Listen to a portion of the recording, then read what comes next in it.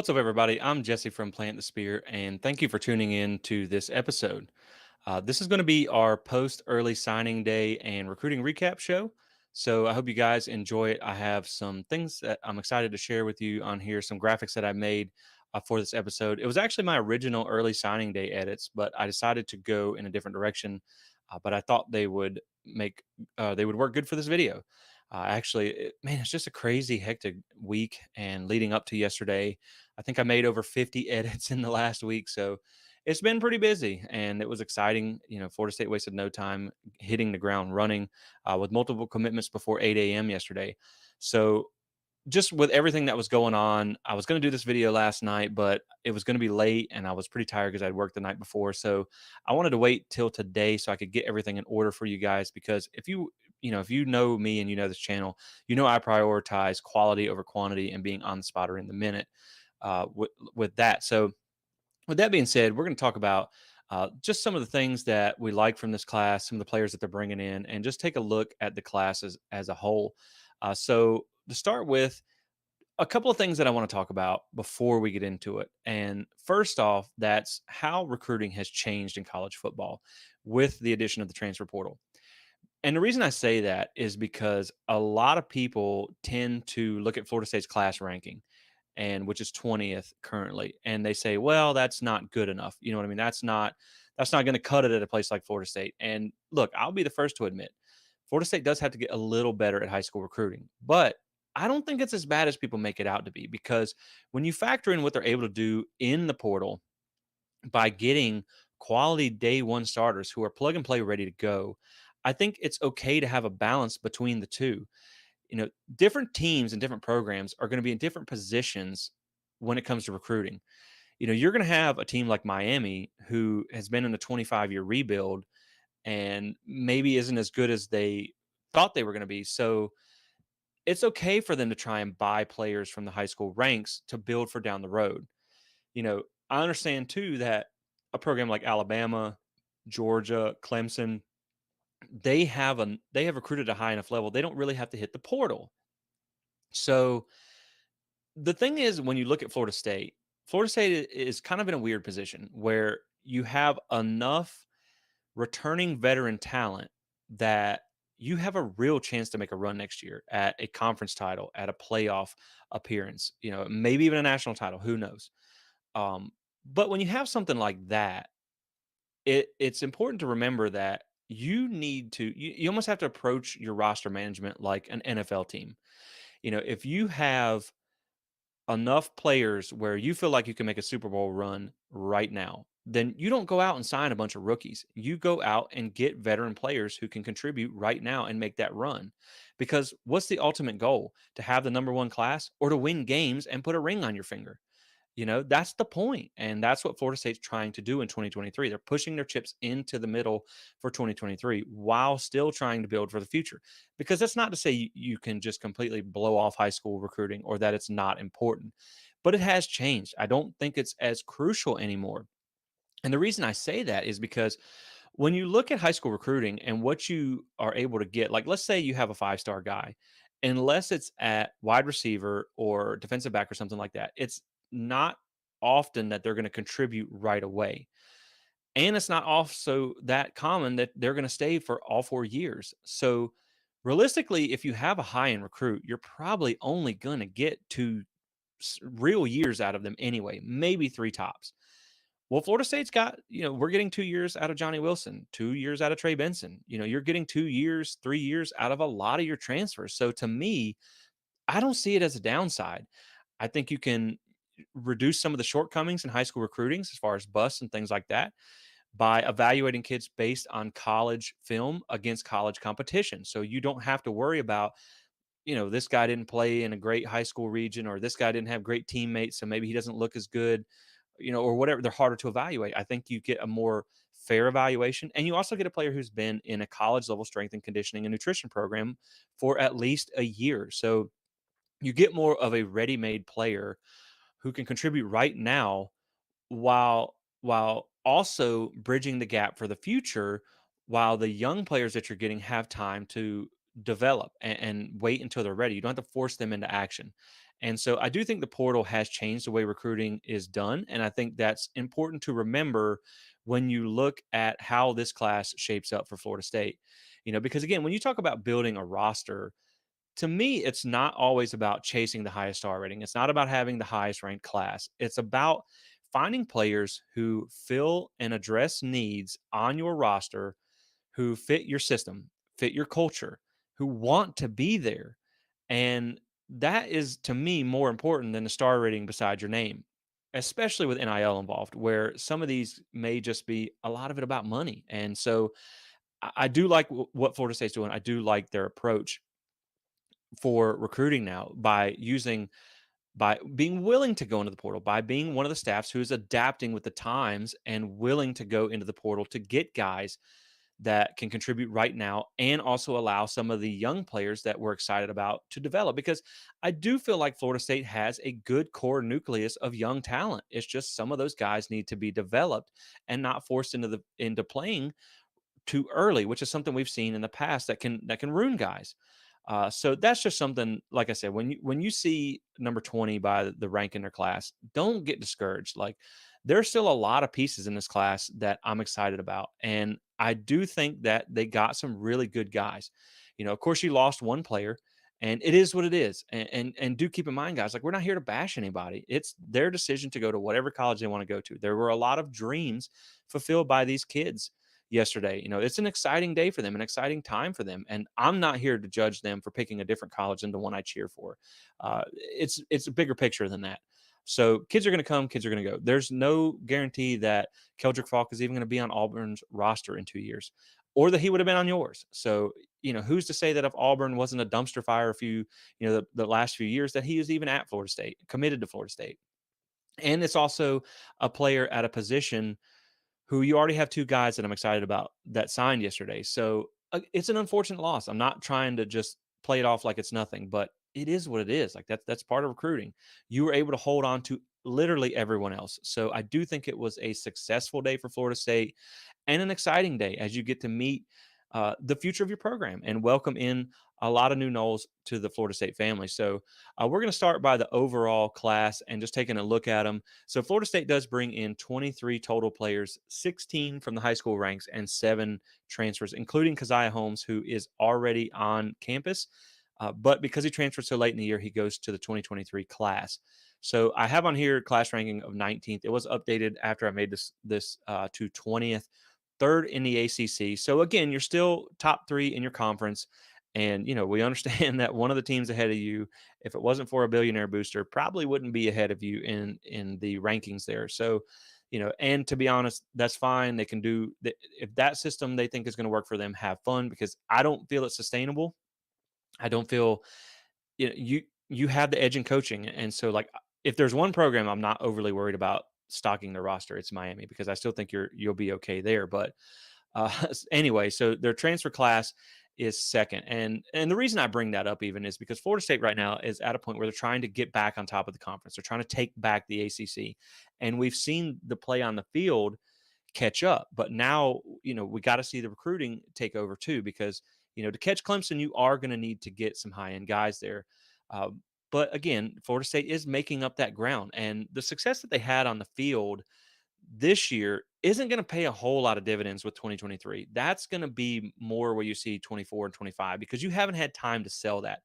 The relationships that you're building with the class of 2023 was when you were asking people to come in and help get Florida State back to where it was. They just also happened to, kind of be along for the ride once the success already hit.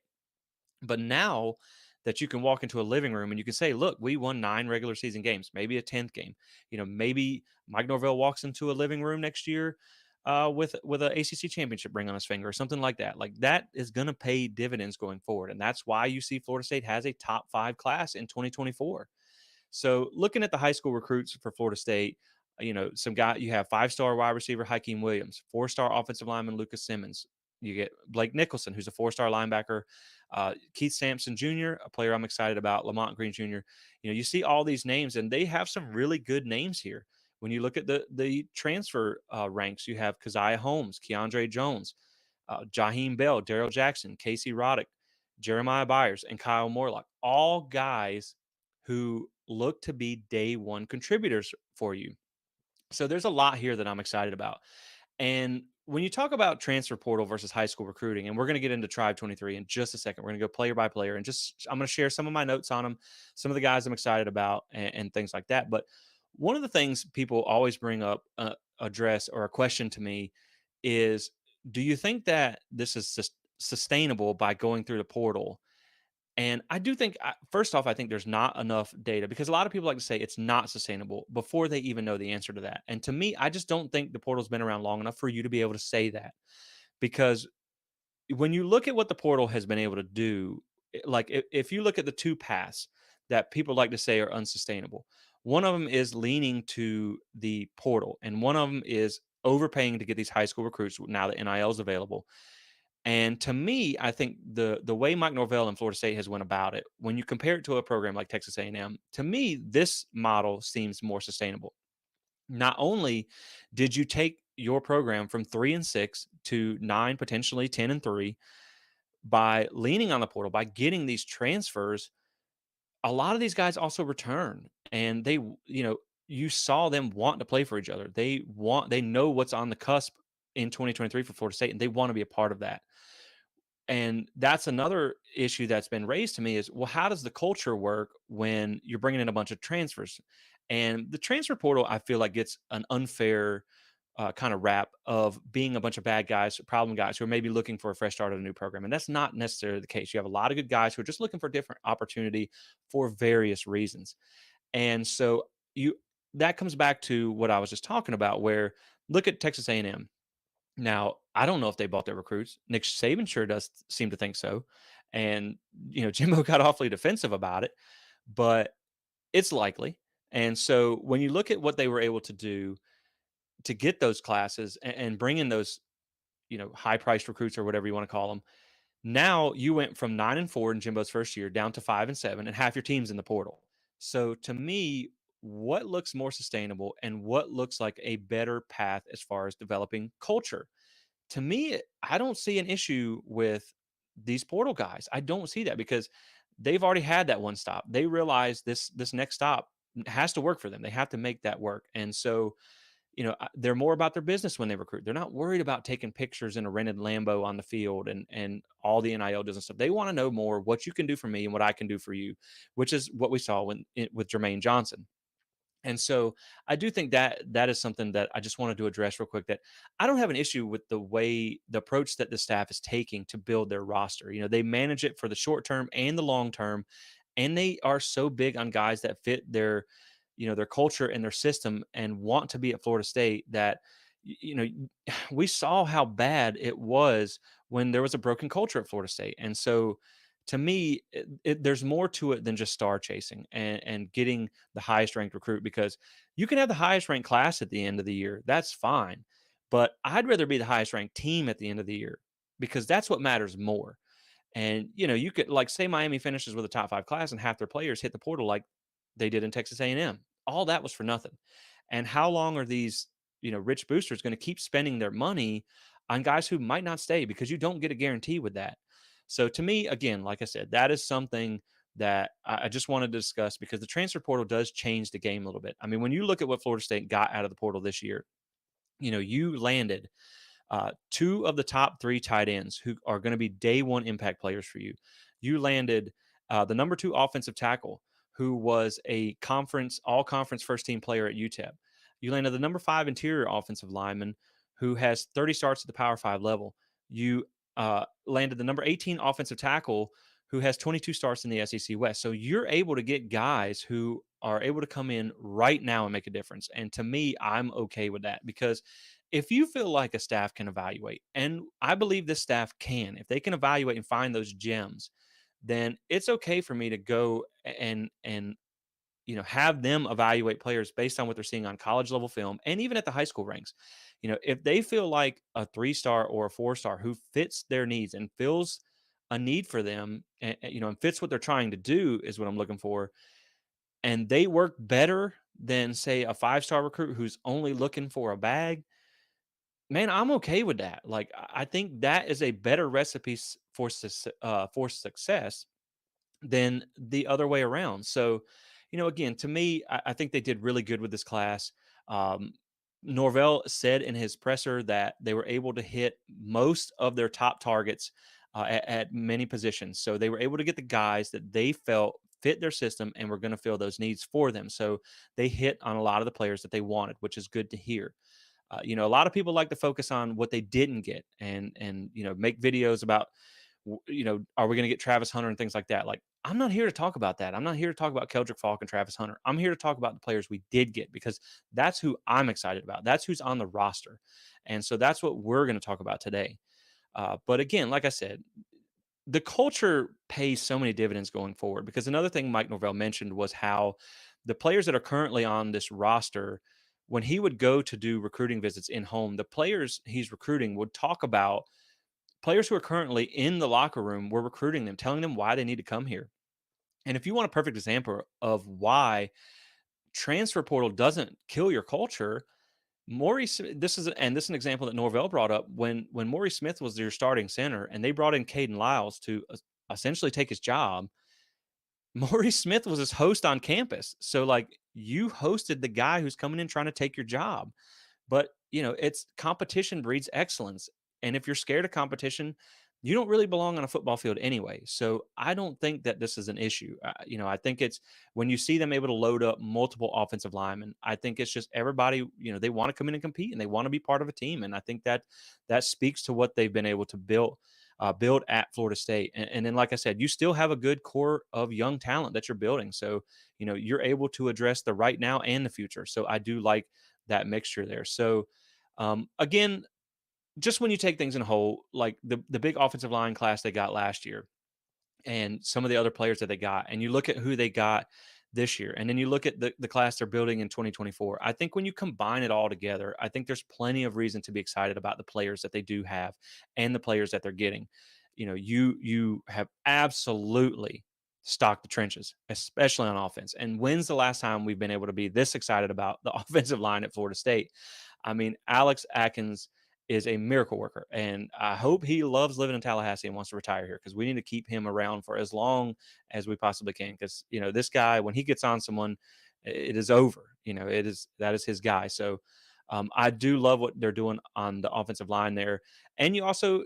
We went so many years without getting a high school quarterback, and now they've been able to put a few together where you have AJ Duffy last year, you bring in Brock Glenn this year, and you also have Croman next year. So you have three good quarterbacks. You have your future at the position coming in. You also got some good running backs coming in. We're already excited about Rodney Hill. We know that. You get Sam Singleton in this class. And then you have Cam Davis coming in 2024, who's a 5-star player. The high school wide receiver recruiting at Florida State has lacked a little bit, but they've been able to kind of make up for that in the portal. But now you get a few good guys that you're really excited about in a Hakeem Williams, in a Vandrevius Jacobs, and in a Goldie Lawrence. You got you're starting to fill that base now. And so even Mike Norvell mentioned they're not taking a transfer wide receiver this year. And I don't know if that's maybe because they think they're going to add Destin Hill or not. We're just going to wait and see on that. I don't know that I believe that yet, but whatever, we'll see. I hope so. But they have done the job that they needed to do to pick up at certain positions through either way. So I don't think high school recruiting is as bad as some people think. Now, obviously, like I said, it could get a little better. But anyway, so before we get into Tribe 22, and that's right around the corner, there is one example I found that I wanted to share with you guys of why chasing a high rank star doesn't always matter. That doesn't mean getting a 5-star player, he's not going to be as good as a gym 3-star. That's not the case. Like if you can get 5 stars, you got to get them. I mean, it's football. But it doesn't always mean you're going to get that level, 5-star level production, more than another guy just because they have a higher star rating. And the example I found for that I think you're going to find interesting here is let's look at the running game, the running backs, should I say, for Alabama versus Florida State last year. So Alabama hit the portal and got Jahmyr Gibbs from Georgia Tech, a guy that everybody knew was already a talented running back, number one running back in the transfer portal last year. So you had a guy who's essentially a 5-star in the portal. He had already had 1,200 yards, over 1,200 yards of rushing and 8 touchdowns in 2 years at Georgia Tech, who, Georgia Tech is abysmal. So, you have a really talented player that they were able to go pick up. You put that player behind an offensive line made up of 2 3 stars, 2 4 stars, and a 5 star. And he competed against only one top 50 rushing defense last season for Alabama because their schedule is pretty soft. But Jameer Gibbs last year, who's your quintessential 5 star running back out of the portal, 136 attempts, 850 yards, 6.3 yards per carry average, and 7 touchdowns. He had 35 missed tackles forced and 23 runs of 10 plus yards with a PFF grade of 80.2. Now, when you look at Trey Benson, who was the 40th ranked running back in the portal the same year as Gibbs, a guy that had only produced 22 yards at Oregon due to injury, only 1 touchdown. And it was a pretty catastrophic knee injury for running back. So a lot of people even gave Mike Norvell grief for even bringing him in. But their talent evaluation told them that if this guy's able to, if he's able to recover from this knee injury, he's something special and we want to take a chance on him. So they did.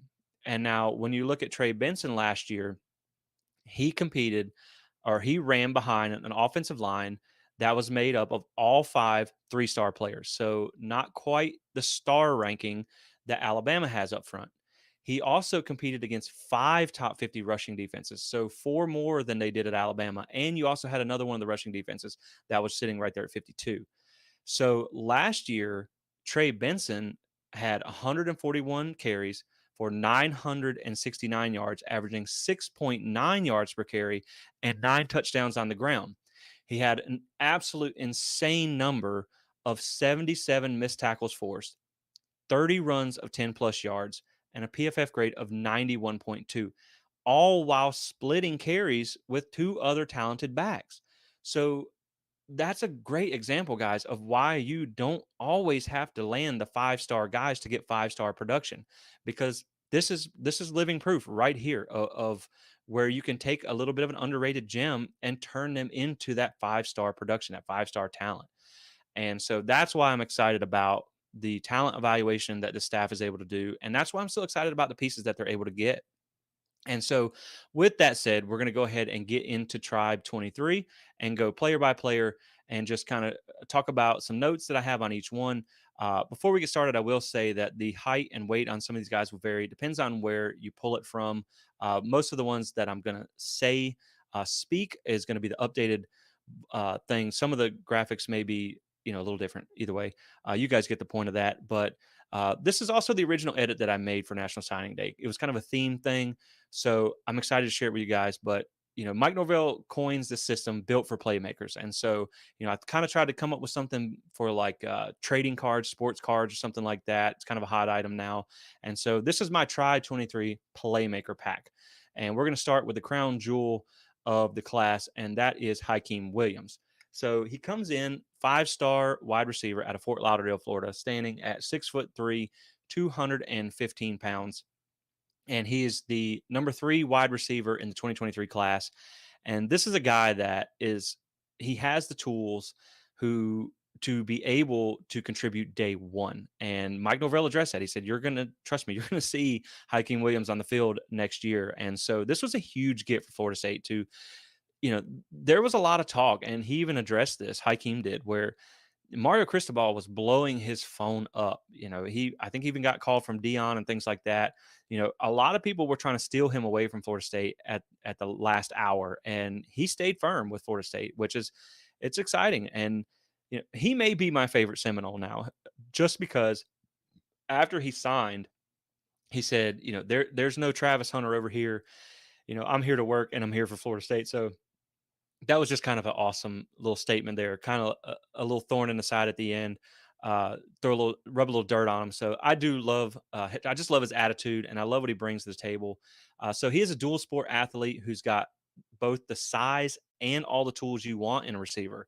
And, he projects to be an NFL guy someday. And again, like, this is a guy that not only are you going to get to contribute from day one, but, the next probably 2 to 3 years, you're going to have a really high end wide receiver in Hakeem Williams. So, again, super excited about what you get from Hakeem there at the receiver position. So, up next, we're going to go to one of the most exciting recruits to me when you look at the future, and that's Lucas Simmons.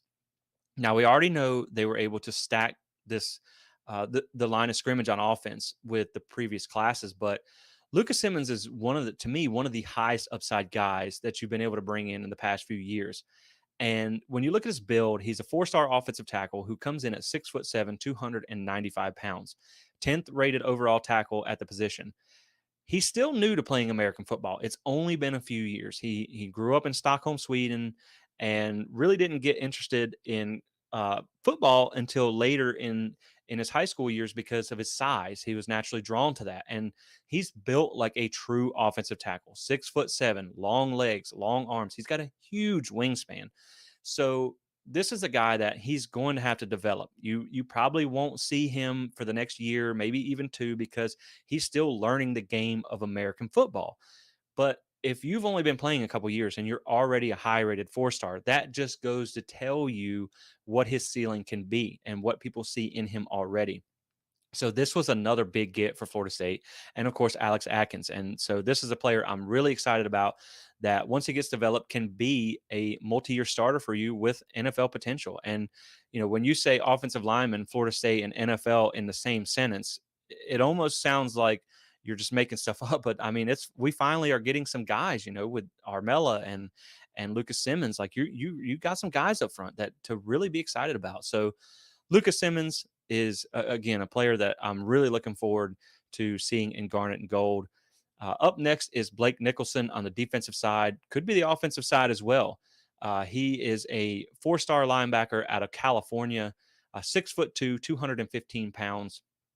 And the reason I say both sides is Blake is a excellent versatile athlete. He plays both ways for his high school team, and he realistically had more impressive stats on offense than he did defense. I mean, this dude does it all for them.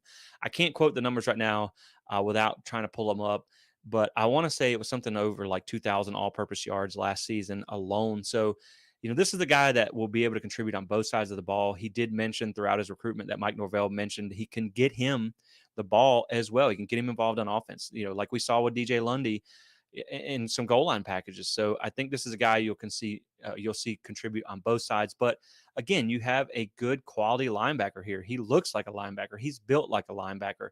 He plays physical and he has good speed. So, this is another player that I'm excited about to build around the future. You already have a good linebacker in Omar Graham Jr. that you were able to bring in last year. So I do think the future of the position is looking good with Blake Nicholson there. Now, obviously, you'll probably need to add some more because you're going to lose some guys after this year.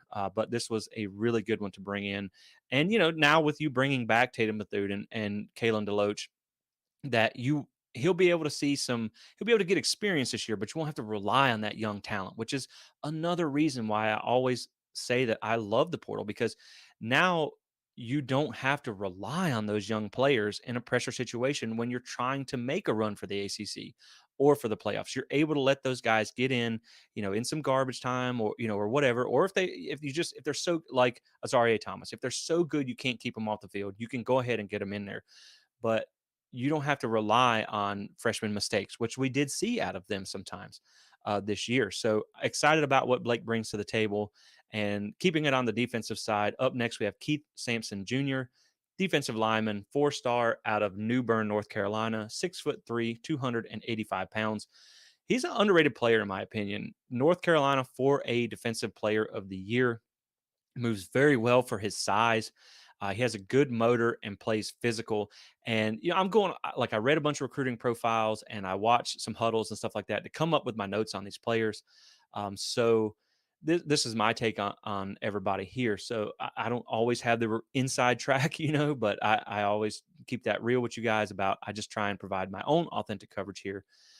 But anyway, so this is a 247 top 200 player with NFL potential who, if you get Fabian Lovett back, I don't think he has to be a contributor year one, but you can get him some experience. Now, we did see last year where, due to injury, Florida State had to get into their depth chart on the defensive line a little bit. So you have some young guys with experience, and you have a player like Ayabami Tafasi, like Josh Farmer, You have some of those guys that are going to be ready to go this year. And if you get Fabian Lovett back, and I have a good feeling that you will, that this is the guy you can let develop, but then next year you're going to need him. And I think he's going to be a good player for you. I think he's going to be someone that can take that position of like, a Fabian Lovett or a Robert Cooper, or something like that. So you have a big guy who moves well. And I'm excited. He was the seventh overall defensive tackle in the 2023 class. Up next, we have Lamont Green Jr., aka Boots. And most of you are going to be familiar with the name. Obviously, he comes from a good bloodline. Lamont Green, his father played at Florida State back in the day. So this was a legacy recruit that I'm so glad Florida State was able to keep him on board. He is an edge defender, 6'3", 228 pounds currently. 4-star prospect or 4-star signee out of Miami.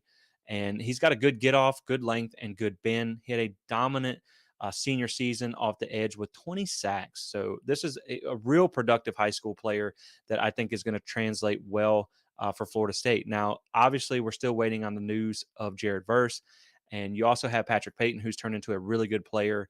And so when you look at some of the guys on the roster, if they do make the decision to come back, then maybe you don't have to lean on him like you did Patrick Payton this year. But I think that this is a guy who's going to be able to contribute for you. I mean, he is a talented player.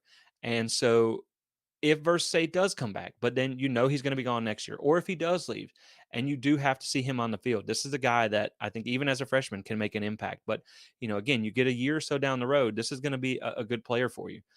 So coming up next, back to the offensive side, we're going to talk about Vandravius Jacobs, 4-star wide receiver out of Vero Beach, Florida, 6 foot, 170 pounds.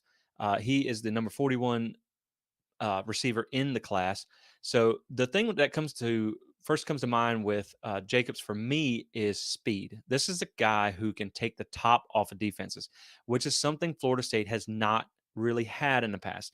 That's why you bring in a guy like Deuce Spann, who had a quiet year last year and is still in this room. Like this receiver room, again, it's pretty stacked. It's pretty deep with Winston Wright and Deuce Spann and all these guys that are coming back. So I think it was okay for Florida State to look more in the high school ranks than the transfer at this position. You have to approach your roster on a position by position basis. Do we need help now or do we need help in the future? Receiver something you don't need help now. You need help in the receiver, but you also get in the future, but you also have guys that can help in the future too. So again, Vandravius Jacobs can take the top off of defense. He has really good hands, and there may be some development there. But with that development, he can be a really special player for you. So next up, we have Sam Singleton here at running back. He is a 4-star back out of Orange Park, Florida. Number 22 running back in the class, 5'11", 180. And was a very productive running back from Florida in high school, averaged 7.2 yards per carry over his first 3 seasons. He also carried offers from LSU and Tennessee. So, he was a highly coveted prospect by some SEC teams. And to be perfectly honest with you, anybody that comes in at running back that this staff brings in, I'm excited about because they have shown the ability to just stockpile good backs, and then when you put a guy, a talented back behind the offensive line that they're building, that's even more recipe for success. So I'm excited about Sam coming in. Now, obviously, you may not see a whole lot of production from him right away because you have a very deep running back room. But again, this is a guy that with him and Cam Davis and the guys of the future, this is the future of your program, and he is a guy to be excited about. Up next, we have Edwin Joseph, who is a really good get for Florida State. He comes in as an athlete. He plays both ways in high school, so he's qualified more as an athlete. I'm not 100% sure how they're going to use him, but they may use him on both sides. Who knows? He is a 4-star prospect out of Hollywood, Florida, or excuse me, signing. I keep saying prospect, but they're already signed now. So, number 12 athlete at the position, 6 foot, 182 pounds. Like I said, he played both ways at wide receiver and at corner. He has good ball skills, and he's really good at using his hands, also changing directions. This is a guy who's talented enough that he could play on both sides of the ball at the college level. So, you can kind of pick your poison here. Like, which way do you want to use him? And I think the fact that you get a guy who's a high end athlete that if you have some shortcomings in the secondary, you can move him over there. If you have some attrition happen after this year at the wide receiver position and you feel like you need him there, you can put him there. So he's this is a guy who's going to be a contributor potentially on one or both sides of the ball in the future. So this is the guy that I'm excited about. Big 4-star pickup out of Florida. So the next player we're going to talk about is obviously one of the most important positions on the field, and that's at quarterback. And Florida State brings in 4-star quarterback Brock Glenn from Memphis, Tennessee. 6'2", 195 pounds. This is a guy that Mike Norvell had a relationship with for a while, being from Memphis. They got on him. This was the guy that they kind of risked losing Chris Parson over, and they did. And then you ended up losing him to Ohio State, which didn't feel good at first, but it does speak well to his talent level that a program who's at the top of college football right now, or at least towards the top anyway, in Ohio State was going to take him. It wasn't just an offer; it was a committable offer. It was a take, and so you were able to flip him back to Florida State. So credit to the staff for staying on him. He was an Elite 11 finalist invite, and the things that for me, when you look at Brock Glenn, he has a good ability to read defenses. He has a nice release and gets the ball out quick. And he can also move. I think he was like 4.7 40, somewhere in that range. He had 443 yards rushing in high school last season. And one thing I heard about Glenn was that some of his receivers in high school this year just weren't that great. And that could have hurt some of his rankings a little bit, some of his production. And again, that's one of the problems that I talk about in with high school versus portal recruiting is sometimes it can be hard to get a true evaluation on a guy based on who's around him, the tools he has to work with. But he's really good. They say, from what I understand, he needs to work on the deep ball a little bit. But he's really good at short and intermediate passing. It's just like I said, he didn't have a whole lot of receiver talent this year. But Brock is a good quarterback, and now you got him, and like I said, you got Luke Kromenhoek coming next year who can really spin it. So you feel good about that position now. There's can only be so many guys on the roster, so you may see someone hit the portal at some point. But obviously, like I said, I do like what they get here in Brock Glenn. So up next is going to be Kenton Kirkland, 4-star defensive back out of Jacksonville, Florida. Rains High School, which is means he played against good competition in high school, which is always good to help evaluate a player. 6'2", 187 pounds. That's the updated weight versus the one you're seeing on the graphic. So number 47 overall at the position. This When you look at Kenton, he's a long physical defensive back that attacks at the line of scrimmage. He played a lot of press man coverage in high school, which fits really well with what Florida State is able to, the kind of defense that they run. Florida State likes to run press man, and put their corners out on that island. And Fuller likes to trust his guys to work. So he fits well with the scheme that Florida State runs. And he also hasn't even really been playing defensive back that long, which is something to keep in mind. So there will be some development left, before he's ready to contribute. But he only started playing defensive back in 10th grade. In 11th grade, he had 12 PBUs in 10 games, which is nuts. So, like, if you're new to the position, playing against good competition, and you're already playing at a high level like that, this guy has a high upside for me. And this may be someone that like I said, with a few years or a year or so of development at the college level, he can be a really impact defensive back for you. So, like I said, this is another good get for Florida State. Played against good competition, and he runs track as well. So those are always really exceptional athletes and lots of speed, which is what you like because you can't coach speed. So that's a good thing for Florida State. Good pickup for Florida State. Up next, back on offense, you have 3-star wide receiver Goldie Lawrence out of Sanford, Florida. Wide receiver, 6'2", 190 pounds. I like the size on Goldie here. 6'2". You get that taller receiver. Kind of gives you a balance, a mixture of size. And I'm always a fan of having a couple of bigger wide receivers, some bigger targets. So he was productive in high school out of Central Florida. He played against tough competition. So again, that bodes well for when they get to the college level. He was previously committed to Florida.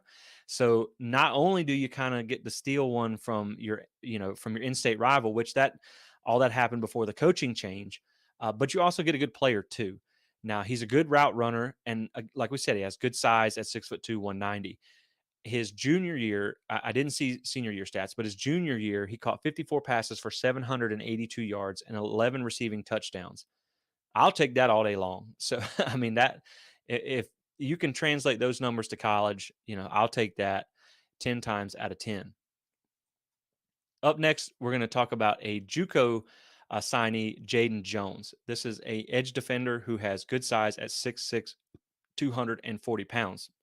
So he is currently ranked as a 3-star, and he was playing at Hutchinson Community College last year, which, if you know anything about JUCO football, Hutchinson is kind of like the Alabama of JUCO. I mean, that's a really good program up there. Now, unfortunately, from what Mike Norvell said, he did have an injury that kind of hampered what he was able to do last year in his development. And also, there may be some rehab needed before he can contribute. But this was a player that he has good size and he's quick off the line, and the staff was able to evaluate him in person. So you feel like they're confident in what they're getting in him, being they were able to see him, in person and know truly what they're getting from him. And coming from the JUCO ranks, he should be more able to contribute right away. He was the number 3 JUCO D lineman in the 2023 class, so plenty of reason to be excited about Jaden Jones. This may be one of the gems of the class here. And like I said, if you were going to lose the guy, why not let it be at a position where you already had 2 commits or 2 signees that you feel really good about, and that's Lamont Green Jr. and Jaden Jones. So up next, we're going to talk about Quindarius Jones. Keeping it kind of with one of the gem type of feels here for a player. This is a guy that came in 3-star athlete, 6'3", 180 pounds from Meridian, Mississippi. Now they discovered Quindarius at one of their elite camps, and when he showed up to that camp, he had 0 stars. He really didn't have a whole lot of offers. No one was really giving him a look. But they got him on campus. They saw what he was able to do in person, and they saw enough that they were like, it's time to jump on this guy. Let's not wait. Because sometimes when you're a program who is on the come up, you have to be able to trust your evaluation skills and get in early on a guy to get the edge over the other programs who are going to offer later down the line. A lot of times once you see a program like Florida State offer, that star ranking and those other offers from Power 5 schools are going to come right after that. And so this was someone that Marcus Woodson, being from Mississippi, was able to get in on, was able to build that relationship, and they were able to land him. So he does play both ways at defensive back and wide receiver. So he's a good athlete. He's got good size at 6'3", 180, and he has really good speed. Like when I watched his huddle, he looks like a burner on film. Like his speed stands out. So I'm excited about this one. A little bit of an underrated player here, I feel like. Now, you're probably going to hear me say I'm excited about everybody, and that's because I am. Because it's always exciting to bring in new players because you never know what they can do. So up next is Jabril Rawls out of Pensacola, Florida. 3-star defensive back, 6'2", 175 pounds. Plays both ways. Again, all these guys play both ways, so you're getting a lot of exceptional athletes here. But not only does he play both ways for his high school team, he also plays special teams too. When you see his film, he had multiple punt returns for touchdowns. He was also out there blocking kicks, so you're getting a guy who's versatile here.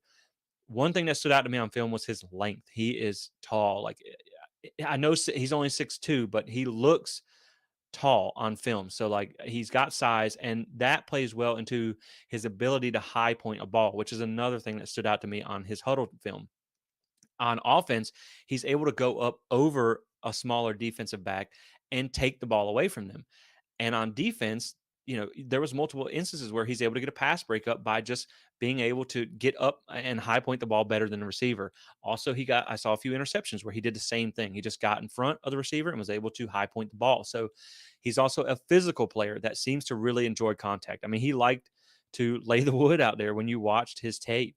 Now he's a little slim for 6'2" at 175. So this may be a development player where you need to get him a year in, maybe even 2 in a high school, or excuse me, a collegiate strength and conditioning program. Let him work with Storms for a year or two, get some mass on him, and then you'll get a contributor somewhere down the line there. But again, plenty of reason to be excited about what he brings to the table.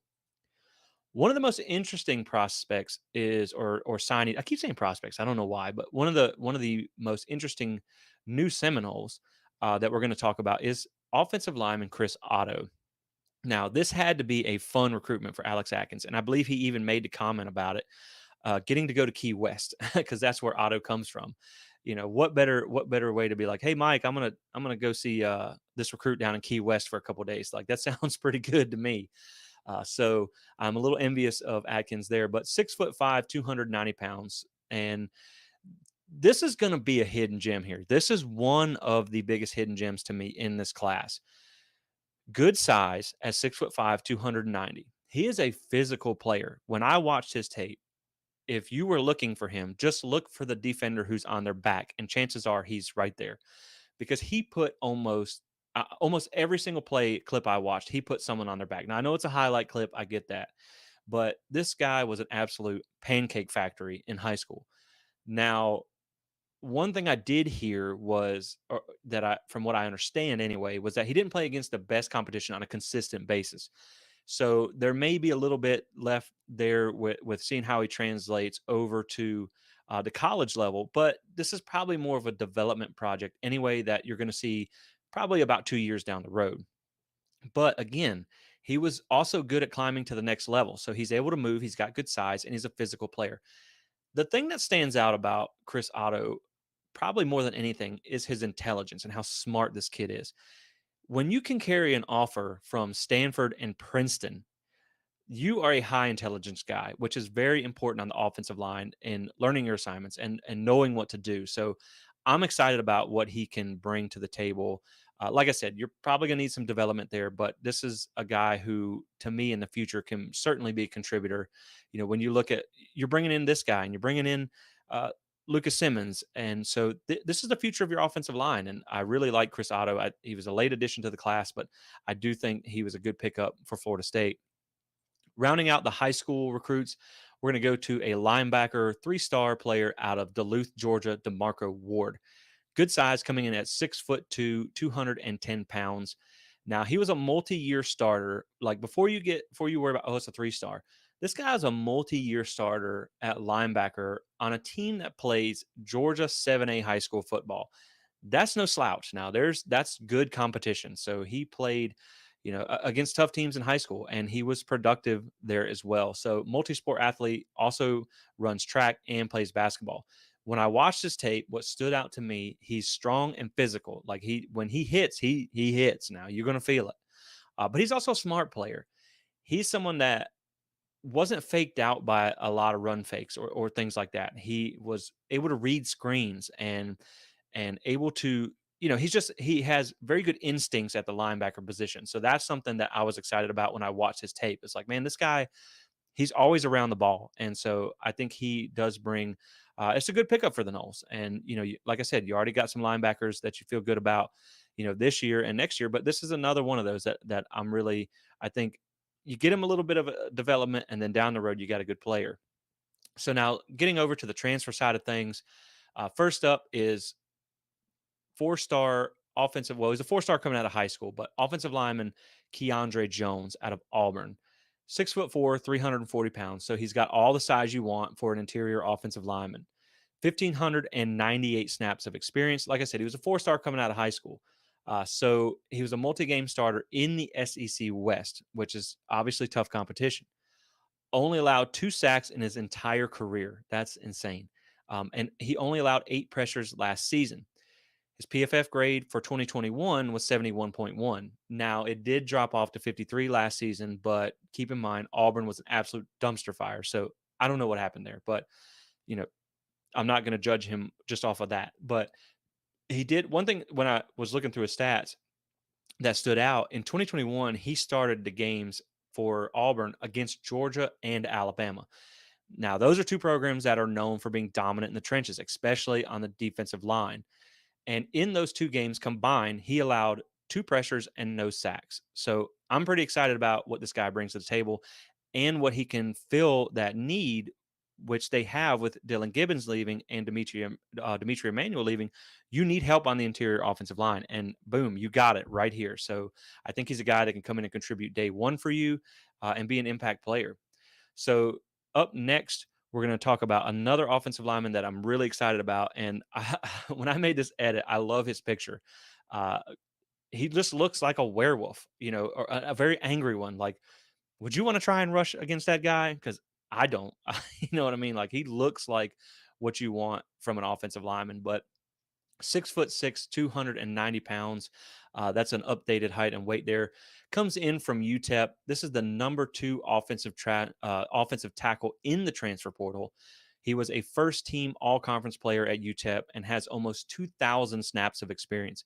He only allowed 4 career sacks. So in over 2,000 snaps, you only allowed 4 sacks. So that's doing something. 2022 was probably one of his best years.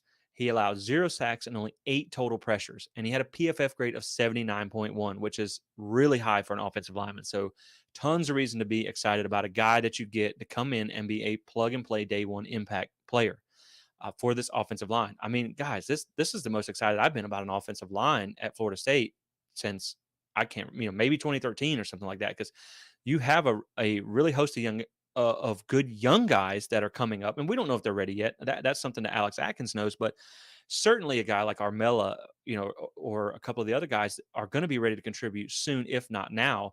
And now you're also adding high level transfers of that. You're not adding, depth players from other schools or anything like that anymore. You're adding top level players. So again, you have to wait and see what he can do against the better competition coming from UTEP. That doesn't always translate, but he did play a game. He did start a game against Oklahoma last year. Not necessarily known for their defense, but still a Power Five program. And he only allowed 1 pressure in the game. So far, so good there. Up next, keeping it on the offensive line because Alex Atkins is just out here doing miracles. I mean, he's bringing an offensive lineman by the dump truck load. Colorado transfer Casey Roddick, not only a good fit for what you need and as a player, but also a good fit as a person from what the staff says. This is just a great dude who's going to be a good fit for the culture and the need on the roster here. 6'4", 305 pounds.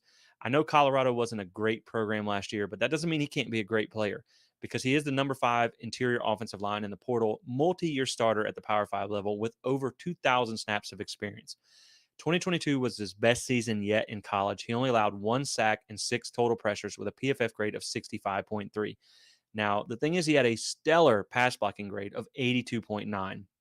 So, I mean, again, you're getting a plug and play guy who's ready to make an impact day one. So I'm excited about this, especially, at first it was like I said in the past before they got these, 2023 is going to be special, but you need to answer some questions on your offensive line and some other positions. Well, it pretty much looks like your offensive line is set now. I mean, you got the tools, you got the position or the players that you need to fill those holes. So next up, we're going to talk about transfer tight end Kyle Morlock. One of the, this is another big get out of the portal for Florida State. He was highly coveted. A lot of teams were after him. 6'7", 250 pounds from Shorter, which is a Division II school. Productive tight end, over 400 yards receiving last year and 6 receiving touchdowns. 2-time All-American, and his size at 6'7" gives you another big red zone threat alongside Johnny Wilson, number 3 tight end in the portal. Good get for Florida State. Maybe you put a few more pounds on him once it gets into a Power 5 strength and conditioning program to help with this blocking. But again, when you're looking at making over a position, flipping a room that needed it probably most because you just haven't got much from the tight end position, and Cam's leaving, Wyatt Rector's leaving. So you needed to flip that room, and you did that by adding Kyle Morlock and the next guy we're going to talk about, who is Jaheim Bell. This is probably, if not the biggest get, the best get out of the portal for Florida State this season, and a guy that I am really excited to see play in Garnet and Gold next year. Technically, he's listed at a tight end, but he's a guy who you can use in multiple positions. 6'3", 232 pounds, chiseled out of stone when you see pictures of him. So he is an exceptional athlete who moves really, really well for his size. He comes from South Carolina, so he has over 600 snaps of experience in the SEC, over 1,000 career all-purpose yards and 11 touchdowns, even though he wasn't used a lot, which is part of the reason he's transferring. He played multiple positions for South Carolina, including tight end and running back. Now, he's not the greatest blocker because he's kind of a shorter tight end, but again, that's not why Florida State brought him in. I'm really excited to see how Mike Norvell uses him in the offense next year. I think you're going to see him get the ball in a multitude of creative ways. So this is a guy that's going to be an immediate impact player, and a lot of people wanted him. This was a really big get for Florida State. Trust me, a lot of really good programs wanted to get their hands on Jaheim Bell, and it was Florida State that came out at the end. So one of the positions that Florida State needed help potentially next year, because we still don't know what Fabian Lovett's going to do. And, I lean towards he's going to come back. But even then, we saw with injuries last year, you just got to get deeper on the defensive line, and that's where Daryl Jackson comes in. 6'6", 300 pounds. Now he is a transfer from Miami, but we won't hold that against him. It's funny because sometimes you're like, coming from Miami, but I don't blame him for wanting to get out of there either. And he looks a lot better in garnet and gold to begin with. So you get great size at 6'6", 300 pounds with 639 snaps of experience. Impressive PFF grade of 72.4 from last season, 16 pressures, 3 sacks in 2022. Tackling grade and his rush defense grades were well above average. So that's exciting to see.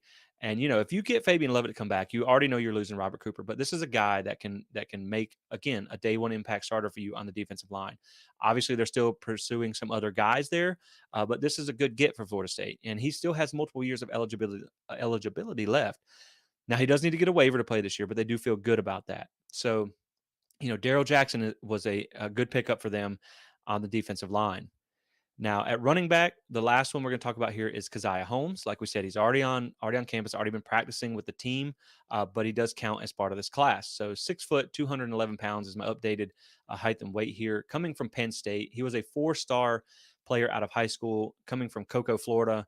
He was a top 200 consensus player already, and he was a top 5 all-purpose back. So you're getting a really good player here from the portal who, again, this is what I talk about. Like, just because you don't get him out of high school doesn't mean you can't land a player like this a few years later. So he's got a lot of speed and he's got a good ability being an all purpose back. He's good at catching the ball out of the backfield. He's got a lot of ability to work in space. Now, he didn't have a whole lot of production at Penn State, but they were kind of stacked there, and he got some action out after some injuries. But this is a guy that I'm still excited about coming to Florida State. PFF grade in 2021 was 65.7. But again, he had limited action, but you still get a good player here. So, I mean, that running back room is absolutely stacked for next season. I've got one more player to talk about that through the power of video editing, because it seems like every time I record a video, Florida State gets a commitment shortly after. So I'm going to add one more player onto the end of this list, and that is 4-star safety Conrad Hussey, who did flip his commitment from Penn State to Florida State Thursday night in favor of the Noles. So a big pickup for Florida State. Like I said, 4-star safety out of St. Thomas Aquinas High School, which, if you're keeping track, the last 2 defensive backs that Florida State has had out of that high school was Lamarcus Joyner and Asante Samuel Jr. So, we don't know if Jamie Robinson is officially coming back or if he is actually going to the NFL. I don't think he's actually given official word on that. I've heard some things maybe go on either way. So, if he does stay, then you have another year to let him develop, and then he might, this is a caliber of guy who can probably step right into that role once he departs. And if he does go, then at least you're building talent at the safety position. So another good pickup for Florida State here, flipping him from Penn State. And, he was someone that we had on Flip Watch. But more importantly, Miami really made a hard pass at him late in the game, and Florida State was able to fend both of those off. So not only a good get for Florida State, a talented player, but you also are able to get, beat your rival out for a big-time recruit out of the state of Florida. So a big win for the Noles and big get for the Noles. And that also moves this class up to 17th ranked in the composite. And so that's going to wrap it up here, guys. Just kind of going through some of my thoughts on 2023 and what they were able to pull in. And, I'm really excited about this class. I think they got a lot of quality players, both from high school and the transfer portal. And I think they were able to address needs as they felt, was the best way for immediate success and also building the future.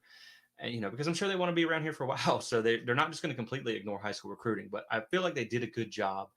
I feel like it was a successful signing day for them. I don't think because you see number 20 next to the high school rankings that there's any reason to hang your head. So, I'm just excited about the new crop of Seminoles, and I'm excited to see what they can do for next year. And so we'll wrap it up there, guys. I do appreciate you guys tuning in, and thank you for all your support. And as usual, go Noles.